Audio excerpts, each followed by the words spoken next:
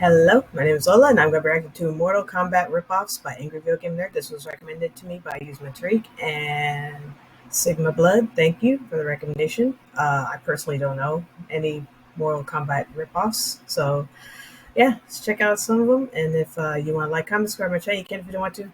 That's fine too. Here we go. Thanks for watching this episode of Angry Video Game Nerd on Mortal Kombat ripoffs, but you know what's not a ripoff is Raycon's everyday E25 earbuds. Raycon has some of the best wireless earbuds on the market. They're high-tech with seamless Bluetooth pairing, 6 hours of playtime that charge up to 4 times in their compact carrying case. They look stylish, fitting in your ears snugly and also matching your style snugly. And clearly, they sound clear, which really matters to a music lover like me. Speaking of music, the company was co-created by R&B singer Ray J and worn by people like Mike Tyson. With Raycon's bass enhancement and noise isolation, you'll feel like you're in the ring with Iron Mike himself when watching Punch-Out gameplay videos, or when listening to his diss track, If You Show Up. It's going down. And lastly, they're affordable, starting at half the price of those other premium earbuds. And now, they're even more affordable. When you click my link in the description below, you'll get 15% off your Raycon order. Visit buyraycon.com/cinemassacre. That's buyraycon.com/cinemassacre.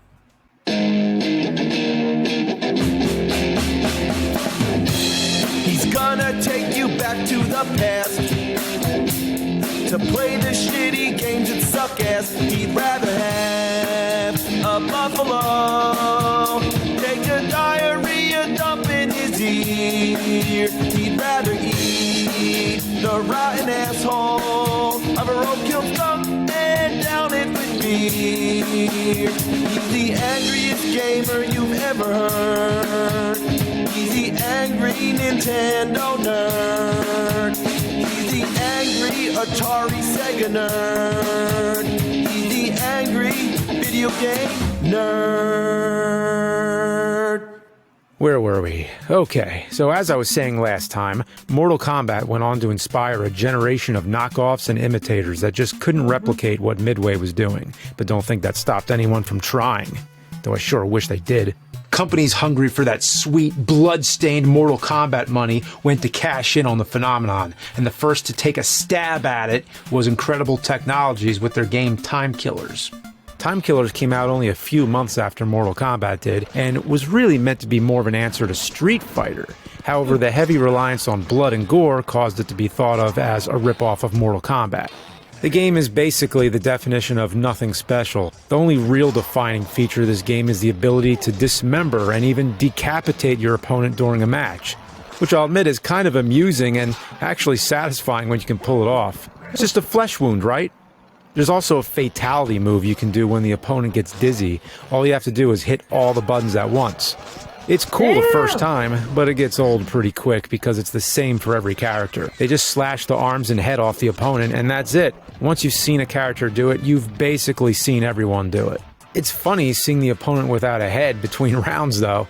I could see this as being a fun diversion or a time killer, if you will, but I couldn't imagine popping quarters into this game. The only reason I ever saw people playing this in the arcades was if Mortal Kombat and Street Fighter were taken up. It's funny to say, but Mortal Kombat had class, but this game feels like a dirty 50-cent hooker you came across in an alley. It really goes to show you that Mortal Kombat had so much more than just the violence going for it. The gameplay was fun, and the story was cool. The violence was just the cherry on top. Not to mention, the characters were memorable. You know, Scorpion, Sub-Zero, Liu Kang, Johnny Cage, Sonya, Kano, Raiden. We all know them. But who the fuck remembers Wolf, Leaf, Thug, Mantaz? I only know them because I'm looking at them. The second I turn this off, I'll go back to my blissful existence of not remembering. The entire roster is just unappealing to look at. Their animation sucks, and they're as generic as hell. The only character I kinda like is Rancid because he has a chainsaw. But oh my, is he hideous. He's basically the epitome of what 90s corporate suits thought was edgy. a big-ass hoop earring, and a mohawk the color of mucus. Yup, that's 90s edgy in a nutshell, even though it says he's from the year 2024. Well, if this is what people look like in 4 years, we're doomed as a society. And no, I'm not reviewing this in the year 2024 because I'm doing it right now. So the whole point of the game is to beat everyone and then fight against Death himself to become immortal, which Death apparently is because he says it every chance he gets. I'm immortal. I'm immortal. I'm immortal. To beat Death, you have to finish him off by decapitating him, which, trust me, is way easier said than done. Death puts every Mortal Kombat boss to shame. Goro, Shang Tsung, Shao Kahn. Death thinks they're all a bunch of pussies. All of his moves are insanely difficult to block, and he often cancels out your moves. He can even one-shot you before the round barely begins. Death is a fuck. I have an unhealthy amount of hate for this game. Seriously, you need to spend a goddamn paycheck to beat this asshole in an actual arcade machine. It took me 14 tries, but I was able to slice his head off Highlander style. So there's $7 in fake quarters and about an hour of my life wasted. Luckily, I'm immortal now. So this wasn't exactly the Mortal Kombat killer that Incredible Technologies hoped it would be, but Time Killers was apparently popular enough to warrant a console port, so here's Time Killers on Sega Genesis.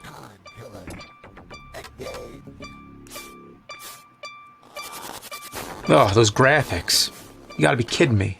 Okay, so this game came out in '96. I mean, what's the point? There were Genesis games in '89 that looked better than this. This could pass as an NES or Master System game. Look at this. Matrix doesn't even have a face. She doesn't have a face.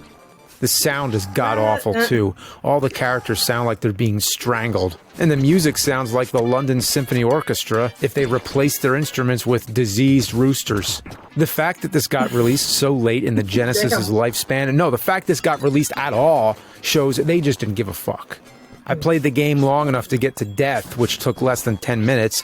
I beat every other character on my first try, but Death is as cheap as ever. And unlike the arcade, you only get 4 continues, so yeah, I didn't beat him, and I don't give a shit. I'd rather play Fred Savage Savage Fury Tournament Fighter. At least that one had better controls. What? This is not worthy of the Sega Genesis. I mean, I don't understand how an actual person could look at this game and think it was morally right to charge money for it. They sold this to people for money. They should be ashamed. But believe it or not, Capcom was actually impressed with Time Killers, the arcade version that is, enough so that they gave Incredible Technologies the opportunity to make Street Fighter the movie the game. So get this, a company that ripped off Mortal Kombat and Street Fighter was paid by Capcom to make a Street Fighter game that rips off Mortal Kombat. Just blows my mind. Back in my Street Fighter 2010 review, I talked about Street Fighter the movie the game, or so I thought. What I actually talked about was the version that Capcom developed and released on home consoles. However, the arcade version is an entirely different game. So why did Capcom say fuck you to Incredible Technologies and make their own version? Well, just look at it. Gone are all the things that made Street Fighter a success. The precision is replaced with clunky button mashing, the iconic music is replaced with generic droning background noise that barely qualifies as music, and the voice acting... Yeah. Just like Time Killers, the game wants nothing more than all the quarters in your pocket. The game can be downright unfair at times. The difficulty spikes randomly, and some fighters are damn near impossible. The worst fight by far is against Sagat. He has this eye laser that freezes you, and he uses it a lot. Boy, I am sick of that eye laser. Also, for some reason, they added Akuma, even though he wasn't in the movie. And he's played by Ernie Reyes Sr., father of Ernie Reyes Jr., of course. His teleport looks really stupid, like some kind of clown act or something. I mean, he just runs around like a jackass. With all that said, the game actually introduced a number of innovative features that would be adopted by later Street Fighter games, but the game itself is about as fun as having anal leakage on a public transit. Yeah, no fun. Because of this mess, Capcom had to redo the game from the ground up, but Street Fighter the movie, the game, the arcade, will forever be another skid mark on the Street Fighter bath towel. Damn. Bath towel that E. Honda took a shit in. Ew. Okay, this next game we have here, Jackie Chan in Fist of Fire.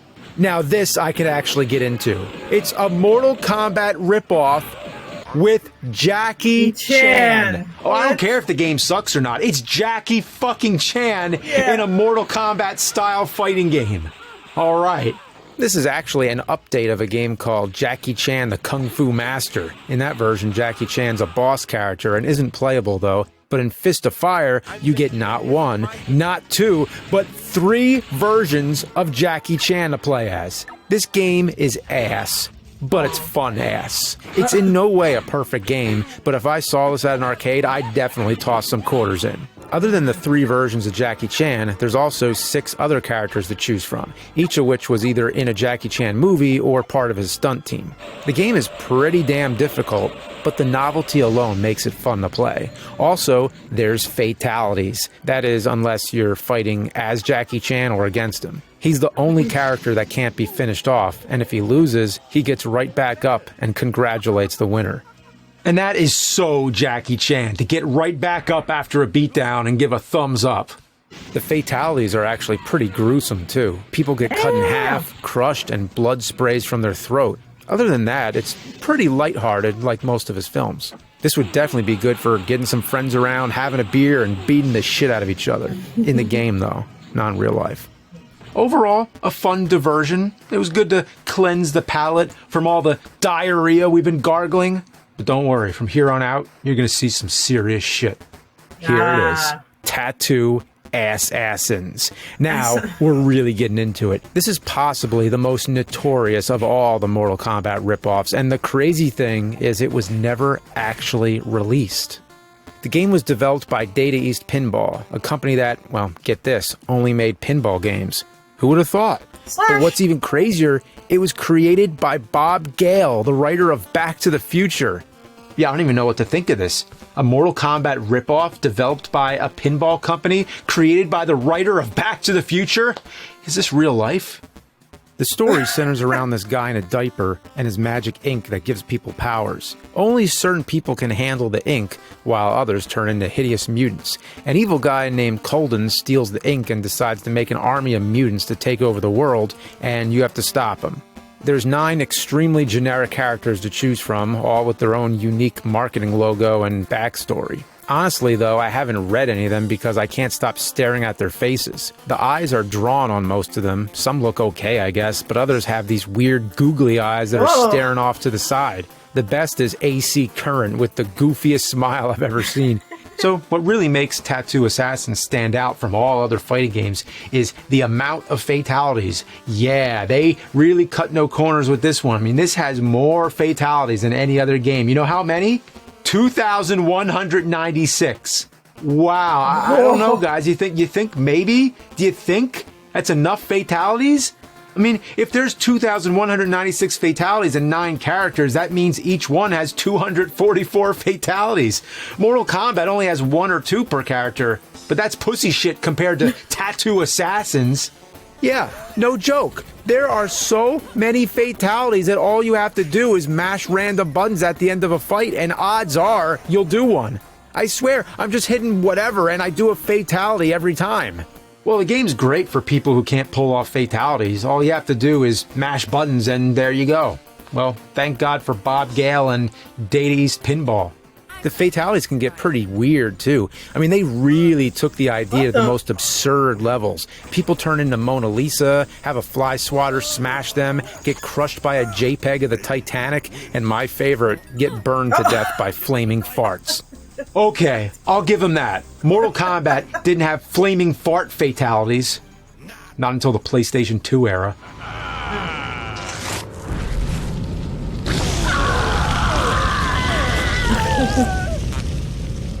They even threw in some amusing nods to Data East and Back to the Future. You can have a DeLorean run your opponent over or crush them with this Burger Time thing. The weirdest one I've seen, you fart out a turkey and it splits into more turkeys that bounce you and the opponent all over the place. I don't know what they were on. I mean, possibly, maybe drugs? There's even a nude alley. No joke. This was always a rumor about the original Mortal Kombat, but Tattoo Assassins actually went and did it. While Tattoo Assassins goes above and beyond in the fatality department, it completely took it up the ass on gameplay.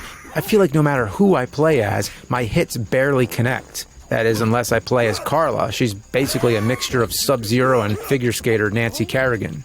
With her, I can pretty much fuck up everyone in the game. Even the boss characters are pretty easy, and let me tell you about the bosses. Before you fight the main guy, Colden, you have to fight his 3 mutant warriors. First is Rhina, a rhino woman who moves super fast. She's pretty easy. In fact, sometimes she won't do shit and just stands there. Second, you fight DK. Get it, like DK, because he's a zombie? I'm pretty sure he's just one of the guys at the Data East pinball office in a Party City zombie costume. And last, there's Prism, a crystal skeleton guy who dies in 4 hits. Seriously, you just jump kick him 4 times and he explodes. I don't know if that was on purpose, but it is what it is. Colden is just a cheap final boss. If he wins, he stabs you with his Freddy Krueger glove.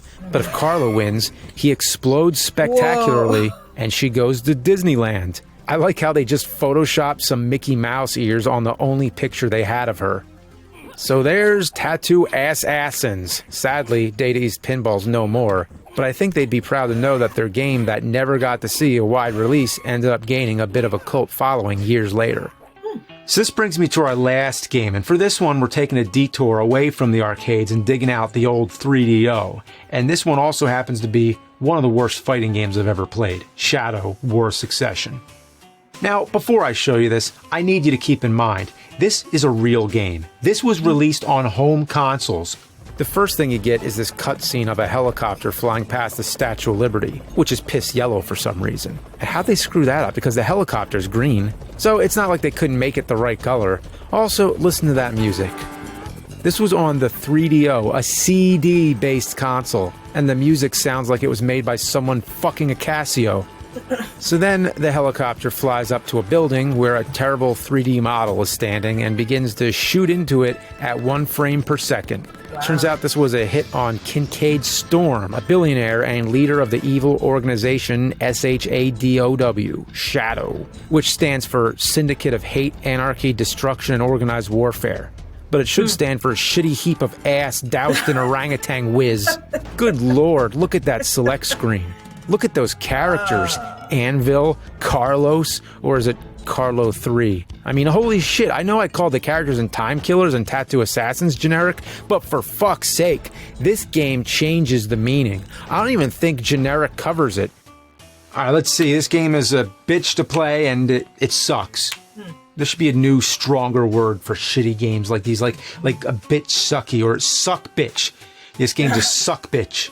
So, surprise, Shadow War Succession has absolutely no redeeming factors. The control is basically non-existent. You could throw the controller across the room and piss on it and get the same result as actually trying to play it normally. The sound is an auditory anus fisting. Also, the voice acting is hilarious. I will be the next Shadow King! Prepare to eat lead, baby! Go to hell! Underneath all that garbage, you're just like all the street punks I've wasted before! I think the best part, though, is the fact they forgot the fatalities. They forgot the fatalities. The game prompts you to finish your opponent, but they never actually program the fatalities. I'd rather play Mortal Kombat on the Super Nintendo than this any day. I'd rather play the Genesis version with the 3-button controller. I'd rather play the Game Boy version or even the Tiger games instead of this. How do you rip off Mortal Kombat but fail so hard you forget to program fatalities in the game? Not like it'd help. The game itself is such a mess that nothing could possibly save it. The first time I played this game, I used 7 continues on the first character, Gabriella, and mind you, I was on the easiest difficulty. No matter what I did, I couldn't hit her. Then, when I tried everyone else, I finally chose Gabriella and realized that she seemed to be the only character that was actually programmed somewhat right. She's the only person I can actually win as. With everyone else, I get my ass stomped, especially Carlos, and he's holding a goddamn shotgun. So I struggled my way through the game only to get to the end and find out you can't fight the boss on easy mode, so I went through again. I was able to get to the end with all my continues intact, but then I got to the final boss. Apparently, he's the guy from the beginning who got shot by the helicopter, but now he's a cyborg or whatever. It doesn't matter. All you need to know is he puts every video game final boss to shame, even death from Time Killers. On top of the controls not working most of the time, he's cheap as fuck. He constantly spams projectiles, takes less damage than normal Yeah, and he looks like Dr. Manhattan from Watchmen. What the? characters, and has a spin move that's the thing nightmares come from. Once he uses it, you're pretty much fucked, because then he just beats the ever-loving shit out of you in the corner. So here we go. I blew 8 continues, and this is my last one. It's do or die. I've come this far, and I can't bear the idea of playing this one more minute. And he destroys me. Game over.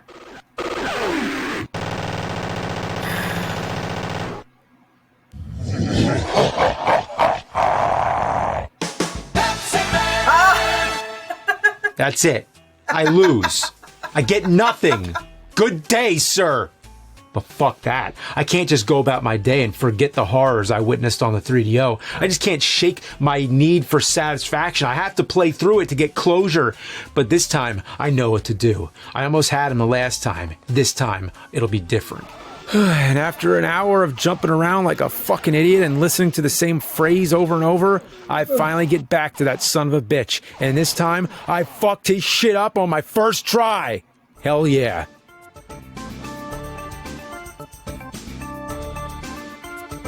Well, that's the ending. Can't say I expected much. You know, I had to beat it for my own peace of mind, but was it worth it? No. Truthfully, I'd rather lick a cat's asshole. A cat's hole. Yeah, you know, if you have a black cat like mine, the brightest part on the cat is the asshole. It almost glows in the dark. When he runs down the basement, it looks like a white dot bouncing down the steps. Cat's hole. Looks like a broken off banana. But before I start elaborating further on cat's holes, I better come up with an ending. Unfortunately, I got nothing. So, I'll just have to rip off some previous AVGN episodes. Back to the Future. So after you beat the boss, you get to see the best ending in video game history.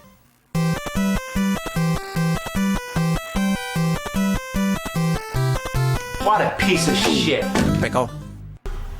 You're easier to beat in real life than you are in that fucking game, you no good piece of...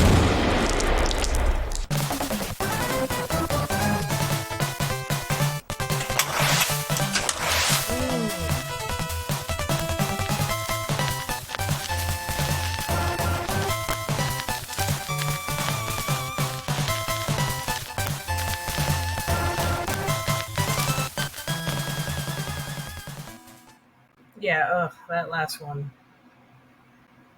It's like, how are you gonna have freaking? How are you gonna rip off Mortal Kombat and not have the fatalities, man? The thing that made Mortal Kombat, you know, memorable and iconic, legendary. Like, I think the only like decent one to come out was that Tattoo Assassins. That one looked okay, looked kind of decent, but the rest of them just like crap. Especially that last one. Anyway, yeah, that's my reaction to Mortal Kombat ripoffs by Angry Video Game Nerd. I'm sorry this came out kind of late. Like, I had a lot of personal stuff going on.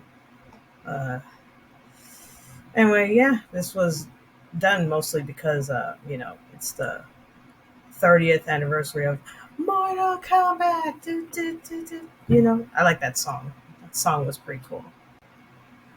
And I also like the recent Mortal Kombat movie. That movie was good. I actually liked it. I cannot wait for the second one. Hopefully it comes out later on next year.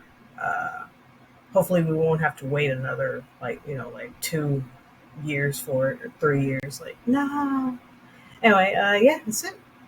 And everyone take care of yourselves and each other, and I'll see you in the next one. Bye.